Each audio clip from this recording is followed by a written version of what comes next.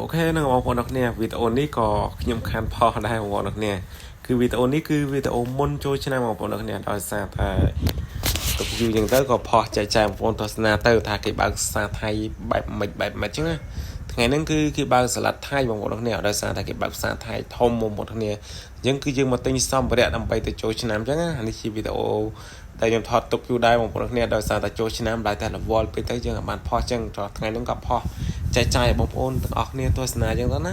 នេះជាខោអាវដែលគេលក់គេដាក់តម្លៃតាំងអាហ្នឹងហើយសាច់អញ្ចឹងក៏មានអាវយឺតខោយឺតអីចឹងណាខោ boxer ឬក៏អាវយឺតបែប steel អញ្ចឹងក៏មានគេដាក់តាំងហ្នឹងទៅហើយក៏មានម្ហូបអាហារនំចេកទុំនំផ្អែមអញ្ចឹងបងប្អូនគ្នាគឺមានច្រើនប្រភេទមែនទែនដោយសារតែ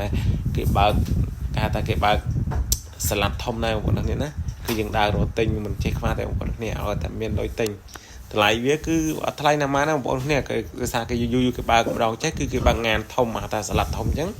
គឺគេមានអីវ៉ាន់ច្រើនដោយសារតែ Facebook អីវ៉ាន់អញ្ចឹងណា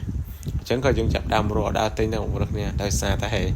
ថ្ងៃហ្នឹងគឺថ្ងៃមុនចូលឆ្នាំអញ្ចឹងគេដើរទិញកៅអៅឲ្យសាច់អញ្ចឹងដោយសារតែវីដេអូមួយហ្នឹងគឺថតទុកយូរដោយសារយើងបានផុសអញ្ចឹងថ្ងៃនេះក៏ចាយមកទស្សនាទៅเราយើងដាក់10000អ្នកកៅអៅជុះកៅអៅជុះកៅអៅគេគឺគេមិនអៅជុះបងប្អូនគ្នាគឺអាវគេថ្លៃដែរបងប្អូនគ្នាដោយសារតែ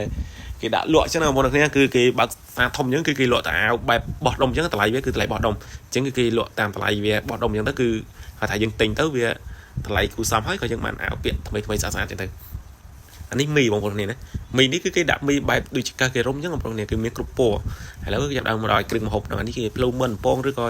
ស្លាប់មុនពងអញ្ចឹងបងប្អូនគ្នាណាគឺវាមានច្រើនប្រភេទច្រើនម៉ាកច្រើនម៉ូតណាបងប្អូនគ្នាបងប្អូនពេញចិត្តមួយណាអីចឹងអាចខមមិនខាងក្រោមហ្នឹងបានអានេះខោអីចឹងទៅហើយវីដេអូនេះក៏មានតែប៉ុណ្្នឹងទេបងប្អូនគ្នាណាហើយវីដេអូនេះគឺអាចបានផុសដល់ពេលចឹងហ្នឹង